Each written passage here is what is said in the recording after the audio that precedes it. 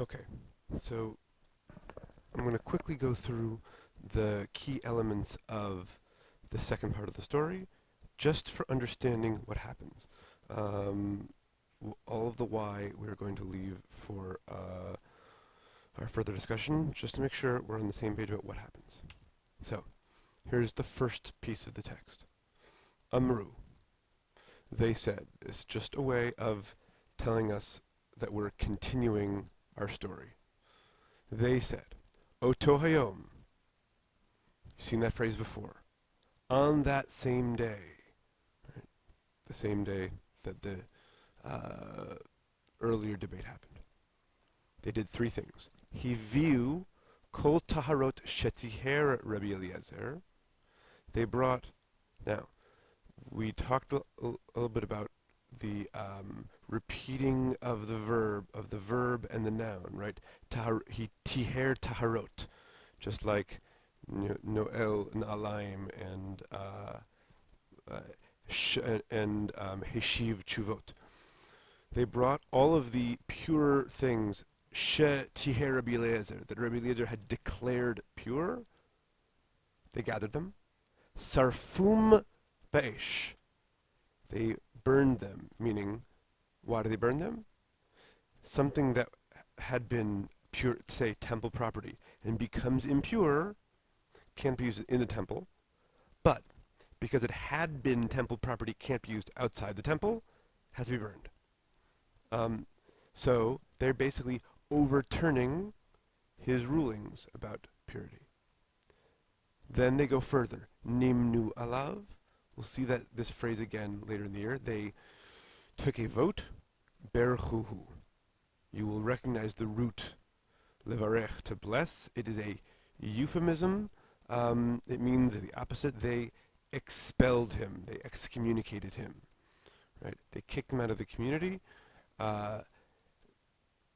This is the state that he remained in until his death. Okay. So they overturned his rulings, and then they expel him. Now, ve'amru, and they said, Mielech v'yodio. Right, so now they've done this, they need to inform him. Yodio. Lodia, lo, or to inform, or oto. Amar lahem Rabbi Akiva. Rabbi Akiva says, Ani elech. What's Rabbi Akiva's place in this story? Well, we know that he was the student of both Rabbi Yoshua and Rabbi Eliezer. So in that sense, he's a mediating figure. Even though we also know that he later becomes the poster boy for the creative approach to interpretation, which Rabbi Eliezer, as hopefully you saw from the Pirkei Avot piece, did not support. But for here, he is the mediating figure. So Rabbi Akiva is going to go, why? Shema yelech adam she'eno hagun v'yodio. If the wrong person goes, v'nimtza machariv et kol ha'olam kulo. Nimtza here is just, it'll happen. It'll turn out. He will destroy the world. Who's the he? Rabbi Eliezer. Rabbi Akiva goes because he's worried about Rabbi Eliezer's reaction. Rabbi Eliezer is radioactive after his behavior in the first part of our story. We don't know what he could do. Okay, that's piece number one. They take the action. Rabbi Akiva volunteers to go. Part two, piece two. What did he do? Ma asa. Lavash shchorim, v'nitatef shchorim. Okay, so lavash, clothing, nitatef, outer cloak. Right. Yashav lefanav, he sits before him, which sounds, Yashav lefanav should echo for you the language of Amar lefanav. In other words, just as Moshe speaking to God, he speaks before him from a position of respect to his master. Rabbi Akiva sits before Rabbi Eleazar as a student before his master, but berichuk arba amot, but 4 amot away. Right, 4 amot signals is the measure, the sign of the excommunication.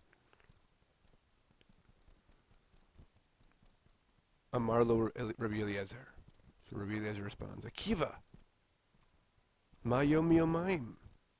Right, ma nishana hayom hazeh, mikol hayamim. Amarlo. Rabbi, again, speaking with that language of respect, my teacher. Right, this is what Rabbi Akiva can do that the others can't. Even as he's giving him the news, he can yashab lefanav, he can address him as Rabbi. Kimdumeli, it appears to me, shechaverim bedelim mimcha, that our colleagues are bedelim, like lahavdil, separating themselves from you. Notice he tries to phrase it as they are distancing themselves, not they are pushing you away.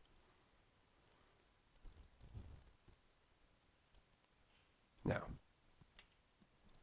afhu, now, Carrabba gadav, v'chalatz mi'alav. Who's the person acting here? Well, it can't be Rabbi Akiva. Rabbi Akiva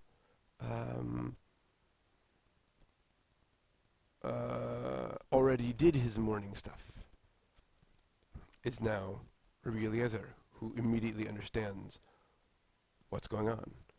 Carrabba gadav, chalatz min alav, right, removed his shoes. Nishmat v'yashav al gabei karka. All sort of tearing, no shoes, sitting on the ground, mourning. They're both mourning this loss. Zalgu einav demot. Okay. Now, what's the result of that? Lakah ha'olam. The world was struck. Shlish b'zeitim, shlish b'chitim, shlish b'sorim. How much of the world, who knows? But the image, there was devastation in the crops. Yeshomrim, the batzek, shibidei, the dough that women were kneading, spoiled. The point is, he starts to cry, stuff starts getting destroyed. How does this relate to his behaviors in the first part of the story? Okay. Pause here.